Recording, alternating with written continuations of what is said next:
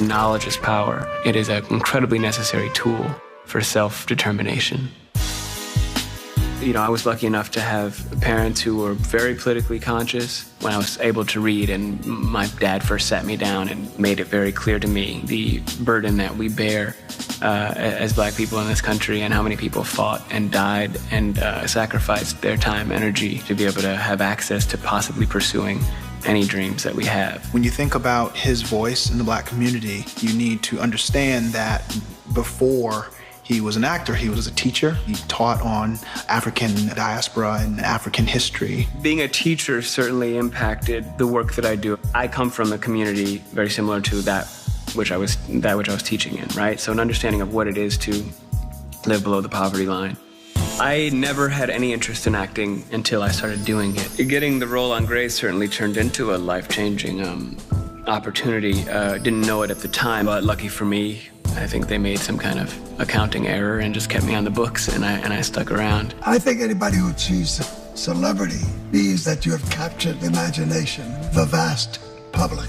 For those of us who have had that experience, great challenge then becomes, what do you do with that platform? Is it okay to use violence to get what you want or not? Because a cop blew the head off of Michael Brown, shot a teenager 6 times, but Michael Brown's the savage because he pushed a guy in a convenience store? And Jesse not only spoke out about the brutal murder of unarmed teen Mike Brown, he traveled to Ferguson to stand in solidarity with the people on the front line.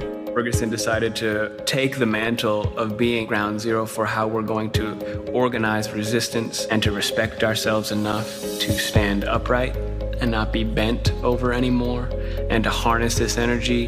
That's where the work was being done. Jesse chose to use his power and this platform to put a light on things that people would not ordinarily expect him to speak about. He is amazingly conscientious about the world in which he lives.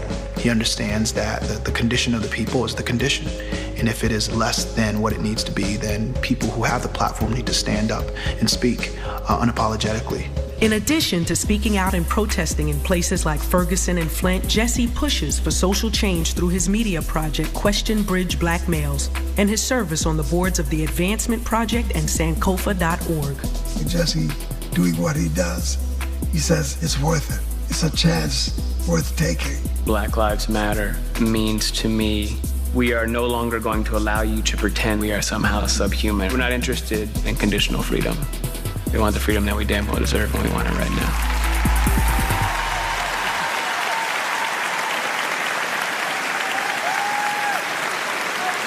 For his continued efforts and steadfast commitment to furthering social change, we are proud to present such a deserving recipient with the 2016 BET Humanitarian Award presented by State Farm, Jesse Williams.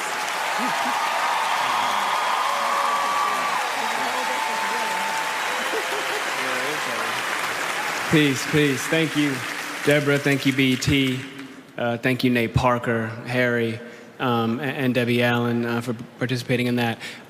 Before we get into it, I just want to say, I brought my parents out tonight. I just want to thank them for being here, for teaching me to focus on comprehension over career, that they make sure I learn what the schools were afraid to teach us, and also to thank my amazing wife for changing my life.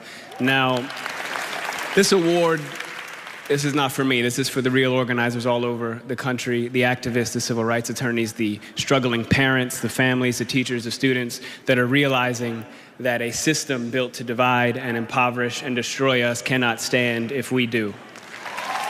All right? It's kind of basic mathematics. The more we learn about who we are and how we got here, the more we will mobilize.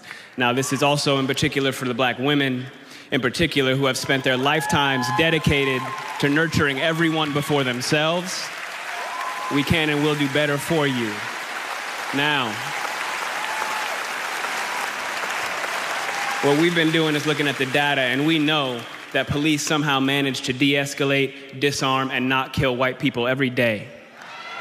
So what's going to happen is we are going to have equal rights and justice in our own country, or we will restructure their function and ours.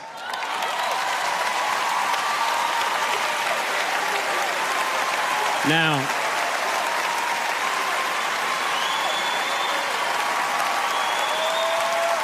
I got more, y'all.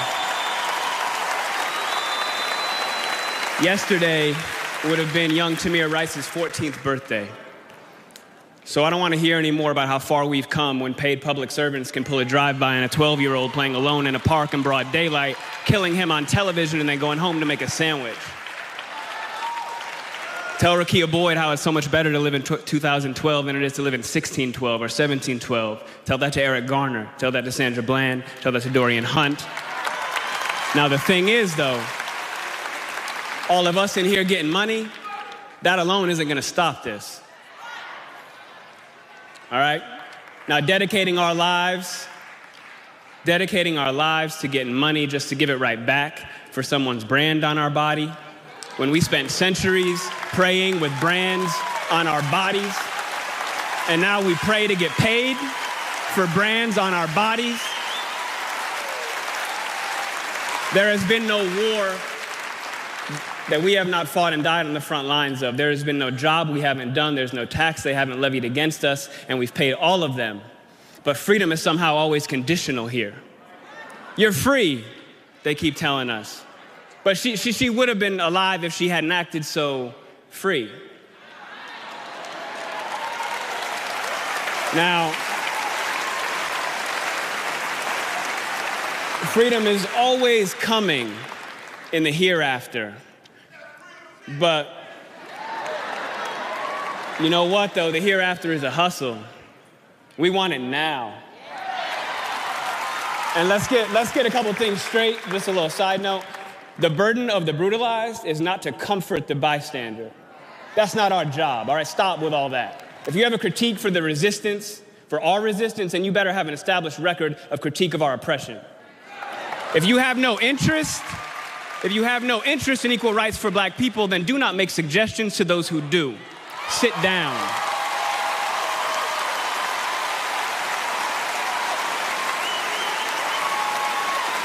We've been floating this country on credit for centuries, yo.